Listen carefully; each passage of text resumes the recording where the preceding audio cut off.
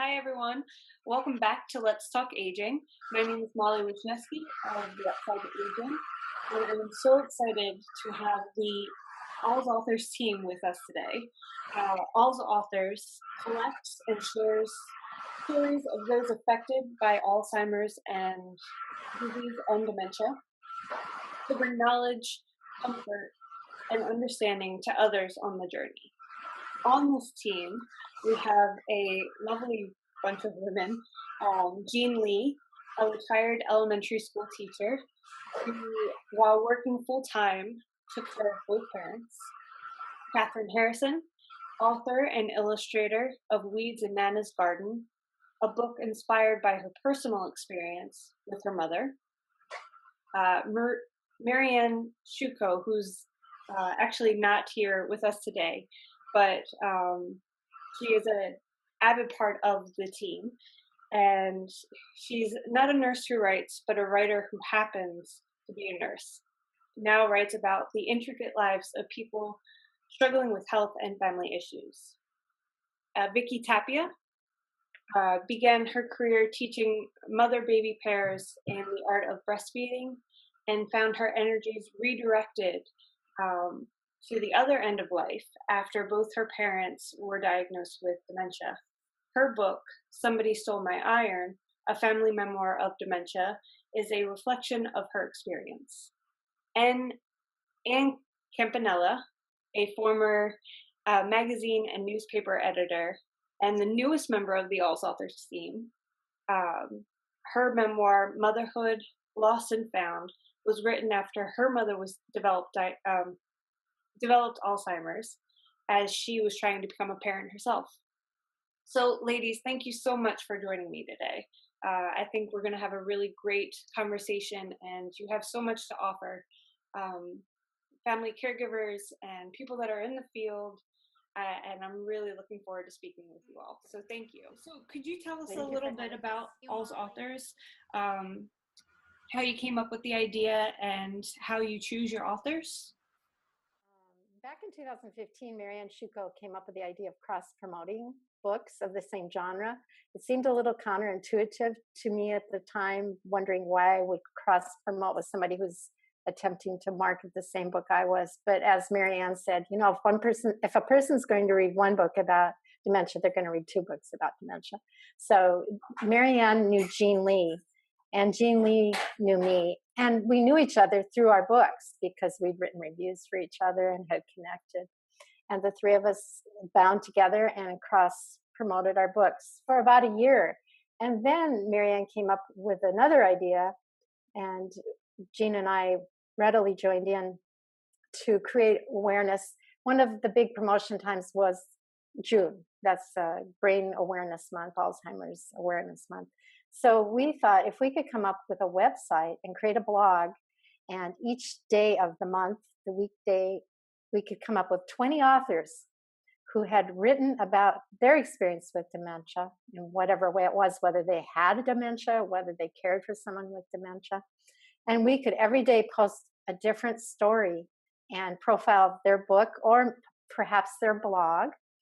We would contribute to the awareness for that month. Well, we decided to do that. Marianne came up with the name AlzAuthors. And we thought, okay, after a month, our lives will go back to normal. And as the month approached the end, we realized, oh my goodness, there are so many authors out there, so many bloggers that have written about this. What if we kept this going? Oh my goodness, do you think we could maybe do this once a week? And we talked back and forth twice a week, once a month. And we decided we'd try once a week. And amazing things have happened since then. Oh my goodness. Jean, do you want to take it from there? Well, currently we have 138 authors who have, some of them are bloggers, most of them are authors of books, 138 on our schedule. And we are scheduled through into August of this year. And so what we thought was going to really be a 1-month project has ended up now more than a year and a half later to just be something that we can barely keep up with. because nearly any time we approach an author of an Alzheimer's book saying, could you give us the story behind your story, the reason that you wrote about Alzheimer's? They are eager to post with us. And I think an important thing to mention is that for Vicki and I, who our parents had Alzheimer's and dementia, and we were so seeking resources, they were so far flung and hard to find. Marianne wrote fiction, so she was not necessarily seeking advice as she was going through the journey, but because of our struggle to find good things to read, find people who were willing to share a personal experience, the goal of AlzAuthors really became collating these resources for caregivers who need them. And we also have a very strong voice on our blog of writers who are writing from the perspective of living with memory impairment. So I feel like we show both sides of it. So often the caregiver side is very different than the person living with the impairment, and they tend to speak in different ways. But we try to be very enveloping of both voices, and we value both voices. Yeah, that's amazing. I'm so glad you raised that point, because I think it's a perspective that gets lost a lot of times. And maybe it's just the nature of the caregiver. We want to protect and we want to make sure that their dignity is being held, but in that we sometimes speak over the person that's living with dementia. So I'm so glad that you incorporate their perspective and their story, because it is those firsthand experiences and that will allow people to understand just the complexities of the disease and its process. So that's amazing that you've incorporated that aspect. I think it's rare. I haven't seen that before. Yeah. Really? Oh my goodness. Yes, and I think when we started, we were looking and seeking authors. It's been kind of an evolution over the last year. Gosh, we're going on 2 years now, I guess. That people are now seeking us out. It's that they want to tell their story. They want to get the word out. So they have approached us asking if we would be interested in posting for them. And we do have guidelines, of course, in order to be accepted, to be printed. I mean, we're busy enough that we, first of all, sought a creative artistic director to make our website beautiful, to create a logo for us. And in that, we found that person in Katherine. And that's great. She is what a wonderful addition. And then along came Anne, who got us going on Instagram and started our Alzheimer's and Dementia resource page on Facebook, which has been growing by leaps and bounds. It's mushroomed. It's Jean and I sometimes will go, oh my goodness, you never know how you're going to get to the top of the hill and think you've gotten there, and then you go, oh my goodness, there's a whole bunch of more hills to climb. Right. So we just keep driving down the road, see what's around the next hill. Yeah, that's incredible. I mean, it really speaks to you all have tapped into a need, a very distinct need in the field. And I mean, because there's so much out there, there's so many resources, but I think for a family caregiver, finding those is the most difficult part, because you're finding them when you're in crisis mode and when you really need that information. So, and the internet's so vast. It's so easy to get confused and not know where to go. So having it all in one spot that people can go and peruse the topics that you offer, because it's very diverse. I think all of your authors cover a range of topics in the in Alzheimer's, in dementia, in caregiving, and so forth. So they can peruse those for the specific ones that they're looking for, but then also see what else other people are going through. I can't even imagine what that would have been like to have when I was in the caregiving process myself. Wow, there was nothing. The more people that we can draw in and share this with, the more we will have succeeded in our goal. I would have eagerly awaited each week's post if this had been available when I was a caregiver. Because I believe every book that we post, every blog that we post has intense value, for anyone going through it right now. Molly, I think one other thing worth mentioning at the beginning of this, talking about our beginnings, is that none of us knew one another personally. No, Vicki lives in Montana. I live in Ohio. Marianne in New York. Katherine in Canada. Anne in North Carolina. And it was not as though we created this because we were friends. It was the need, the cause of Alzheimer's that brought us together. And now we are friends virtually. Yeah. Vicki and I have met a year ago, and we met Anne this summer. We all came together, but we have yet to meet Marianne and Katherine. But yet, the cyber world makes it possible for us to be true friends, even though we've not shared the same space together. That's incredible. I think that just you're a true example of the impact, the positive impact of such a disease, because the conversation really, it gets stuck in all of the negative and all of the horrible things that could happen. But community does arise from, not to be so poetic, the ashes of such a disease. And I think you all are a true example of that. And to top it all off, you're using your experience as a mission to help others.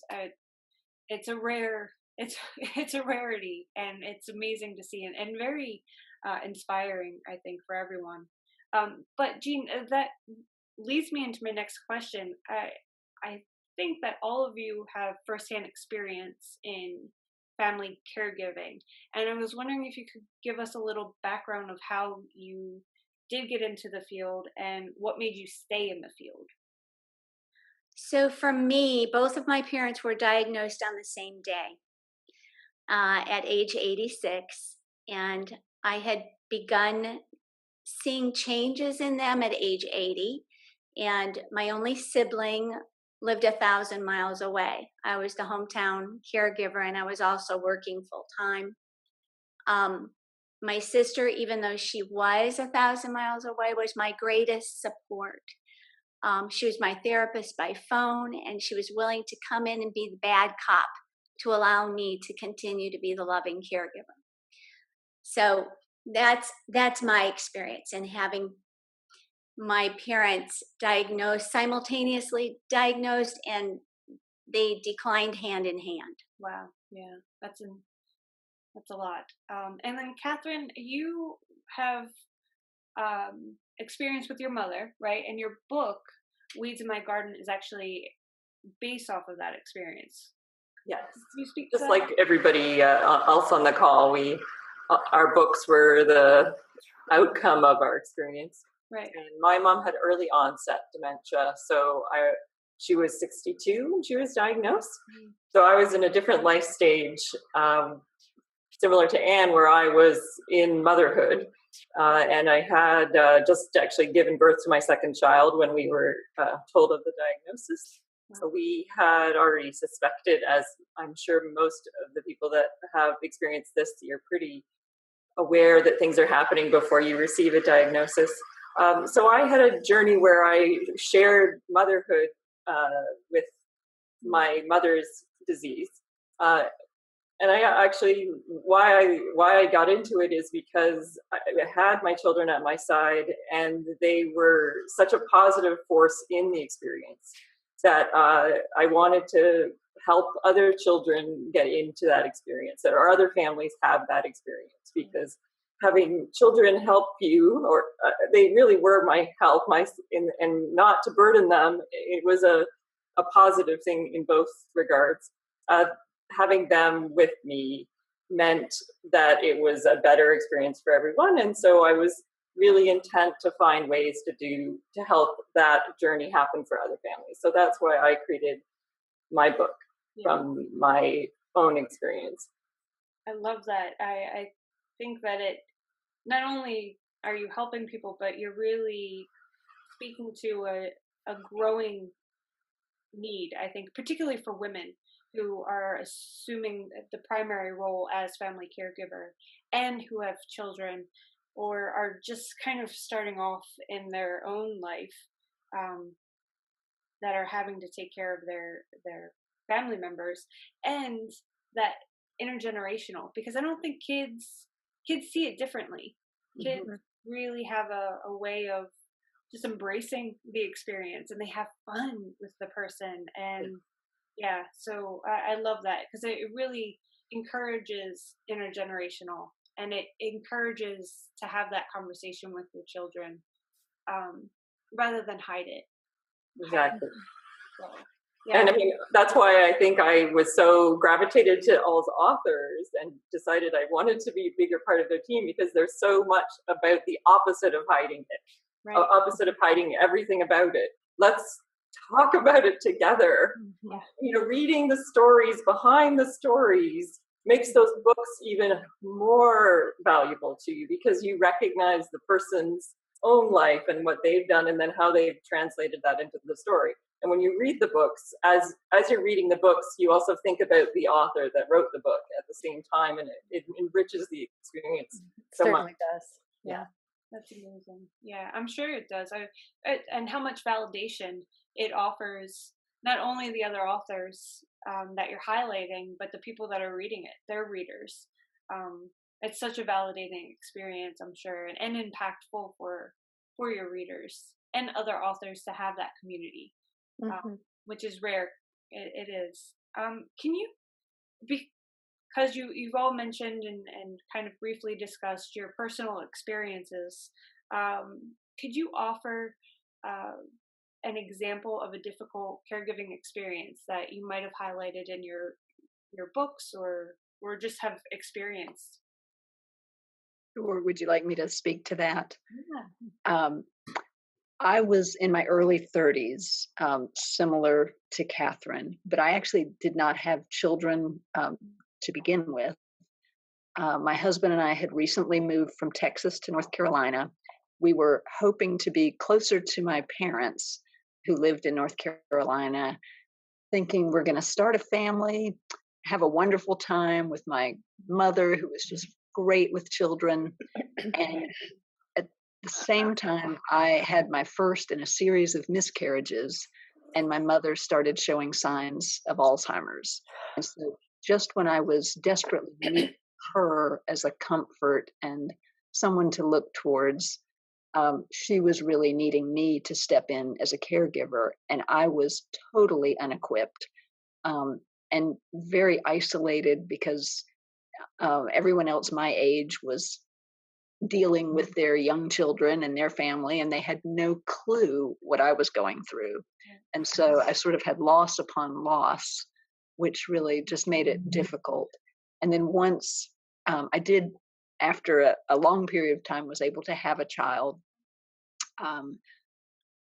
it was a difficult situation, because I was trying to care for my mom. She had progressed in her dementia at that time, so that she could hardly eat. So I was taking a toddler to the nursing home, trying to feed my mom. It was just very challenging, and there were not many resources, which brings me back to the story, which we all have, of why we're so passionate about AlzAuthors, because we want to share resources with people when we didn't necessarily have them. That's an incredible story, and thank you for sharing, because I couldn't imagine. I mean, I'm not a mother, but I often think of what that entails, and to be quite honest, the fear of Yes. fear of another human being, and then to have to do that on both sides of the spectrum. It was crazy. I mean, there were days when I was doing the same thing for both of them, and yet knowing that they were going in different directions. I was trying to help my daughter find words because she was just learning to speak, and I was helping my mother find words because her language was just dying. I was giving baths to both of them. I was and just so many things, clipping fingernails for both of them, comforting them when it was dark, doing the same with my mom, and just being so aware that I was in the middle of this age continuum. I actually was 40 when I had my daughter, and my mother was 41 when she had me. So I was right smack in the middle, and everything was just so intense, being aware of all that was going on. Oh my goodness! And sorry, I have to just jump in because I haven't heard you say that before, but being in a very similar situation, I did have lots of moments where I thought that I was better at it because I was doing it on both sides. Because I was so used to it, or it was just the way it was. Yeah. Interesting. And I think I was in such deep grief because of the miscarriages, and I struggled for so long because I wanted to be caring for a child, but then I was caring for my mother, who I love dearly, but I just didn't want to be in that situation. And I felt like I just needed an outlet. And so writing Motherhood Lost and Found really gave that to me. I could just put it out there and not judge myself, but this was my life. That's incredible. An incredible story. And the difference in both yours and Catherine's story, it's funny because it really is a personal experience. Yes, and each one is so unique. Right. And but to share them helps so many people. So I mean, I can't, honestly, I can't imagine, and I'm sure it makes you a stronger person for it. But it makes me wonder, what was your support in that time? What was your support? Was it the writing? Was that a release, or? The writing was a huge release. And I have to say, I did have a small core of friends who really rallied around me. My husband was traveling a lot, so he was not there physically, but he was definitely there for me emotionally. And I really, as everything kind of broke down, I went to the lowest place I could possibly be. And I felt like that's really where my faith grew. And so I was blessed to find, I had faith as a child, but I'd kind of let it go over the years. And then as time went on, I really felt like I needed something bigger than the people and my mother and my father and my siblings, who were also a wonderful support. I needed more, and that faith was just such a gift. Yeah, that's amazing. Yeah, that you were able to find that, and because it's not to say that you weren't busy. So right, to be able to find that when you are caregiving on both sides, it's just incredible. Molly, I'd like to add that Anne's book is so full of the beauty of nature and the cycle of life, as is Catherine's. For Anne, she's a horsewoman, and her grief she was able to pour that out working with her horses in the barn. And for Catherine, I'm a gardener, and I love to garden with my grandchildren. And Catherine's book was so captivating in that same connection to nature that the beauty of the flowers that the grandchildren have always helped Grandma with, the garden became entangled in weeds.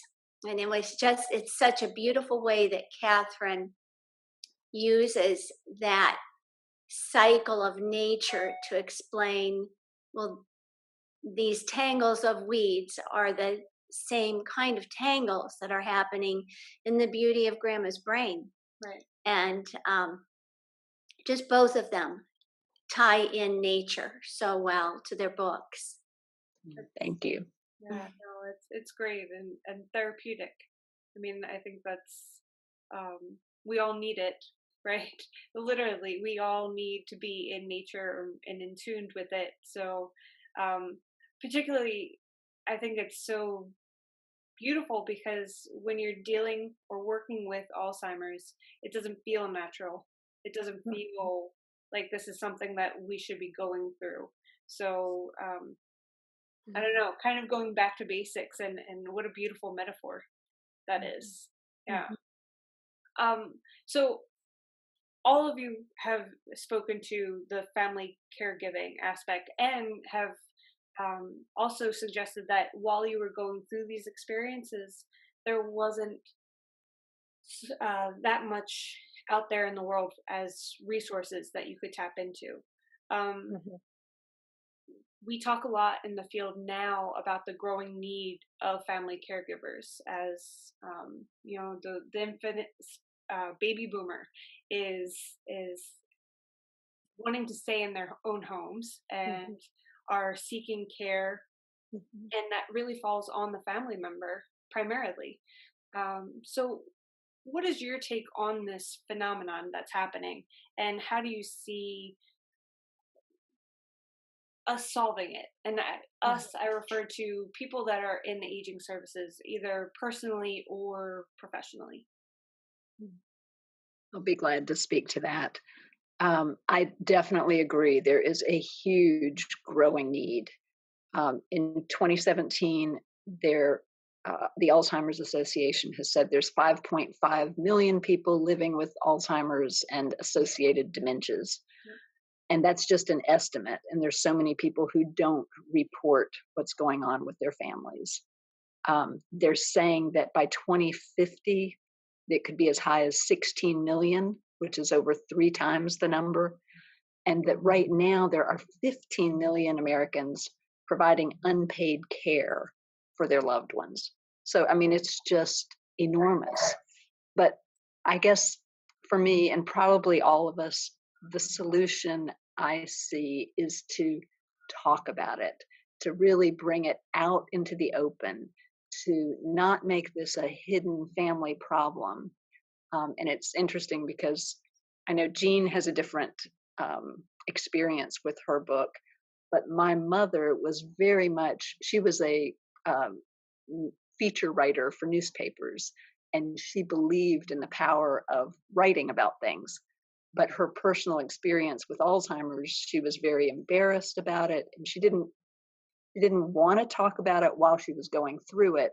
Yet I knew as I was writing my book that the spirit of who she really was thoroughly behind me, and that there was nobody who would be more supportive of me making conversations and creating opportunities for people to talk about this and get it out of the let it out of the closet, basically.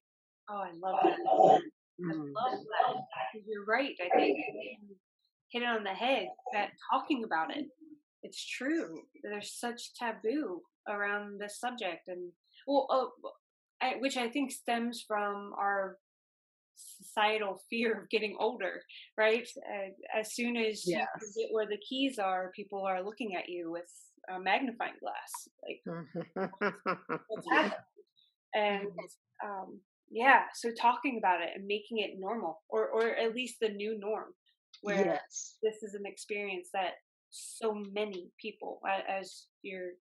I think the concept that it's not something wrong with you, like that you know that you did something wrong, or that you know hiding that it is. I did a series of imagery when I'm on Instagram, and it's all about like that dementia does not discriminate, that everyone is susceptible to this disease, and it's not a reflection of who you were as a person that you get this disease, but that discussion, that perspective still exists. Yeah. Oh, he has it. Oh, right, right. And how that just that idea of it, right, how detrimental it is to the caregiver, because they have that added stress of having to not only care for their close loved one, but also spend all of that time hiding and covering up, because a lot of times they cover up for some of the signs and symptoms. So that's an amazing point. I think you all really hit it on the head there, because and I mean, I think with AlzAuthors, your mission is just that, right? You are talking about it. Mm-hmm. Yes. And can I add something? I also believe that we need to be open to new and innovative ways to look at the disease, to care for people, instead of like shunting everybody off into a certain kind of care living situation. Each person is unique, and their needs are unique. And there are people who can continue living at home and in their environments with a little bit of help. And one of the people that has really inspired me is Brian Kersonis. He has early onset Alzheimer's, and I've had the opportunity to interview him and really become friends with him.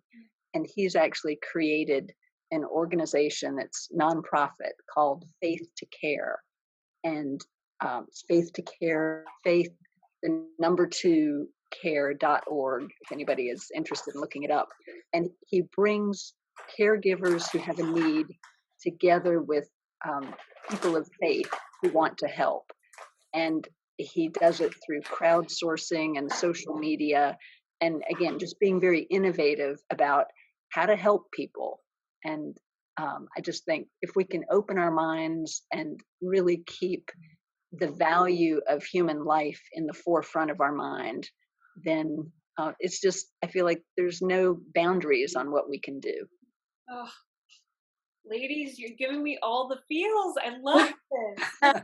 That's exactly it. This is the heart behind all of it, behind what we all should be bringing into the care and the understanding and the perseverance that so many are experiencing. It's amazing. Mom, if I could add to the way the cyber world brought us together, and this, I think that cyber world is so important for caregivers, those living with memory impairment too. There is this way of connecting now with others and speaking with others and gathering your community in the cyber world, even if you are that captive caregiver alone in a house with someone that you're trying to do your very best for. There are resources for you, even if you can't get out. There are friendships that you can form. There are groups that you can join where you can bend. There is so many living with memory impairment are advocating for themselves. And Twitter is probably where we do the most connection with. You can just so easily find people who are interested in Alzheimer's organizations on Twitter and form your support there. Can I add to, I think the variety of availability of resources is so important, because what might work for one person might not work for other people. And the fact that you can choose to either go to a support group in person or talk to people online or even just read books, or the fact that there's so many different options, and it's growing. And I know there's even new options out there. I know there's some new technologies now that are being created to help people. And so there's some really good things happening Definitely, yeah. Which I think really stems from just the recognition of how vast this is.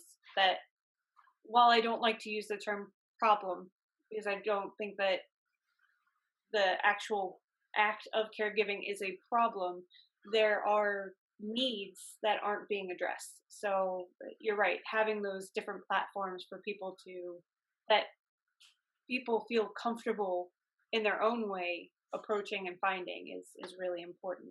I think that's an excellent point. To that, what do you think are common misconceptions of dementia and Alzheimer's? I think some of what we talk about, even using the words that we use and changing that, I think common misconceptions are caused by the way it's discussed. When we say someone's suffering from Alzheimer's rather than that they're living with Alzheimer's, right there is one of the things that could be changed. You know, is just how we even use what words we use when we describe it. So I think that That's a great point. And yeah. I wonder, because you're all writers, how you influence, how you all understand the importance of words. And I think you all are the best source to really move that message forward too.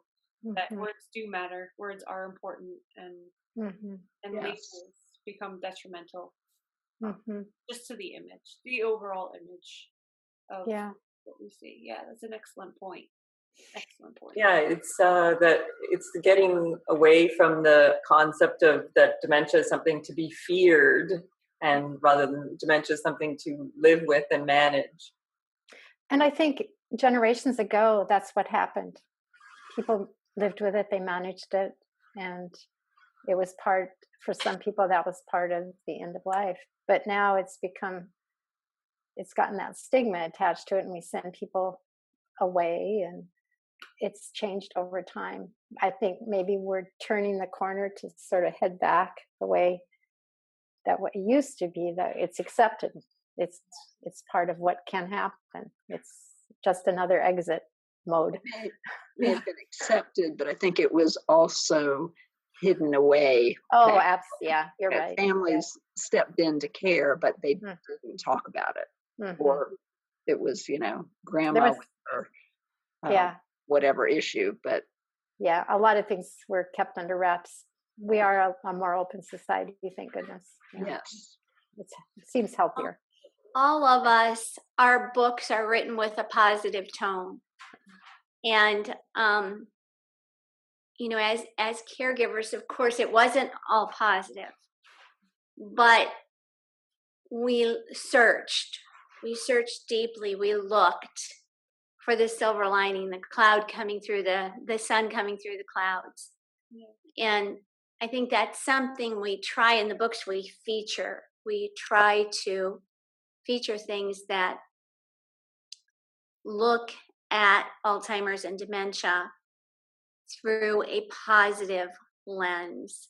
And those who are living with memory impairment are also, we have some devotional guides written by people who are living with memory impairment, but we try to accentuate the positive, even though there's a lot of negativity in it. But also you guys are, I don't think the books that you have written or the books that are on AlzAuthors, they are candid, they are real. They can be what we would say raw, emotionally honest. I was afraid to read a lot of the books when I first was part of AlzAuthors, because you're just not sure how, and I think a lot of people are like that. You're afraid to read. You're afraid, but because of the stories behind the stories, where you're introduced to the people, it starts to make you feel more comfortable about reading the books. And then you read the books, and they're amazing, and they make you feel better. They make you feel inspired and hopeful. I had a similar experience, Catherine. Starting out, I didn't want to read all of the books because I thought it would just be overwhelming. But once I started with Jean's book and Vicki's book and Marianne's book and yours, then I couldn't wait to read every possible book I could get my hands on, because it really did make me feel like I was part of a community that cared and a community that understood, and it just sort of broke open a new part of my heart. So I was really. Oh, I love that.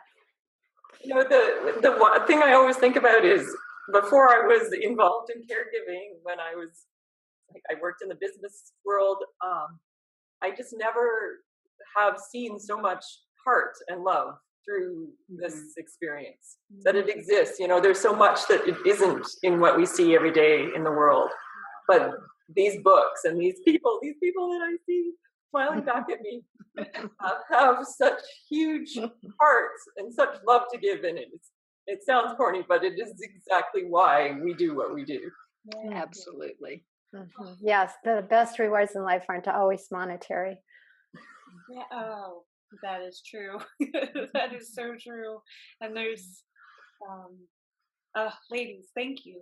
Thank you so much. I mean, just in your candidness with us today is, I think, really going to show, and the viewers are really going to be able to feel it. I feel it. So, and I feel a bit inspired at the moment to just to keep going and to continue the work that you are all doing. The mission is so important, and I hope.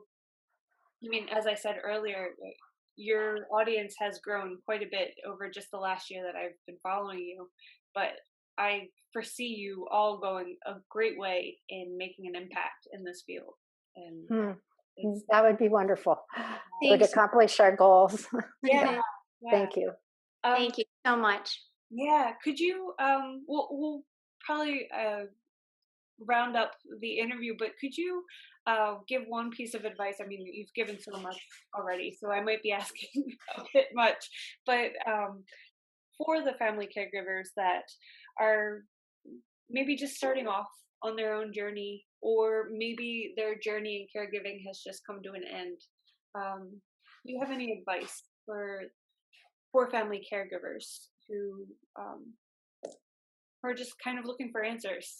Not that you give us answers. I know that was a big question, but just. Well, I'll step in for the beginning part. For the beginning part, what helped me was my children, and why they helped me was because they were so accepting of what was changing about their Nana, because they didn't care that she didn't know what day of the week it was, because they didn't know what day of the week it was. Right. They didn't care that grandma was wearing her pajamas in the grocery store, because, hey, that seems like a cool thing to wear in the grocery store. So they taught me to accept this person that my mom was changing to become without judging. They didn't think what she used to be and now she is. They just took it in the moment and accepted who she was right then. And that helped me a lot. Yeah, that's amazing. And I was really a slow learner. I think for me, learning how to accept my mom where she was rather than correcting her or getting annoyed when she kept asking the same thing over and over. It was important to learn to walk to where she was rather than trying to drag her back to where I wanted to be. Mm-hmm. That's amazing. And I'll throw out a piece of advice. This just came to me because I've been dealing with animals a lot lately. Really being connected with nature and the animal kingdom, both of those things sort of gave me a sense of the cycle of life, and that a sense of peace, that whatever was going on and the craziness in my mind or in my mom's mind as I was trying to spend 24/7 caring for her and being aware of my daughter's needs and my husband's, that everything's okay. Life is on a pace that it's meant to be. The leaves are going to fall, the rain is going to come, but the sun is going to come out again. And so we really do have something to look forward to, and that everything's okay. It's hard and it's painful and it's terrible at times, but it's going to be okay, and we're going to live through it. we're gonna live through it. Yeah. That's Hopefully. Hopefully. I would say as a teacher, I read to cope. I always sought out books for information. And so when both of my parents were diagnosed, I searched deep on Amazon. Every night I would sit and search Alzheimer's and books. Who would share a personal experience with me? And many of those personal experiences were nothing like my own. But in every book, there was some small component that could connect me back to the reality that, okay, this really is happening. There were times I thought I'd leave my parents' house and I'd think, did they really do that, or am I the one that's crazy? And I would connect with other writers through what they read and realize, okay, what I'm going through, it's real, and others are going through it too. And then that's what made me write as well. So I would say read to get through it. That's Yeah, I will echo that too. I did the same thing. Same here. Well, ladies, thank you so much for taking the time to speak with us today, but also to give us a true and honest discussion of what we all should be talking about in this field. And that's really the heart and the emotions and just the raw experience that so many people are going through at the moment, and validating that for them. So from the bottom of my heart, thank you. It was my pleasure. Thank you, Molly. Thank you for providing a forum for this. Yeah. Oh, well, no, of course. But with that, for people that are looking for resources or who may not have come across your site, I will be linking to AlzAuthors down in the bio, and each of your individual books, so people can easily access them, because I'm sure that they will be on Amazon already, looking them up. So again, thank you, and until next time, keep up the amazing work that you all are doing. Thank you. And Molly, you too. Thank you so much for what you do and your site, and it's wonderful. Oh, I appreciate it. Thank you for the tremendous support you offer. Oh, well, I think we all are in it with the same mission. Oh, we see something that is not being reflected in mainstream, and I think that we all together, our collective voices, have an ability to change that. So wonderful. Yeah, but all right, ladies, thank you so much. Have a wonderful day, and we'll be in touch. So nice to meet you, Molly. Nice to meet you. Thanks. Bye.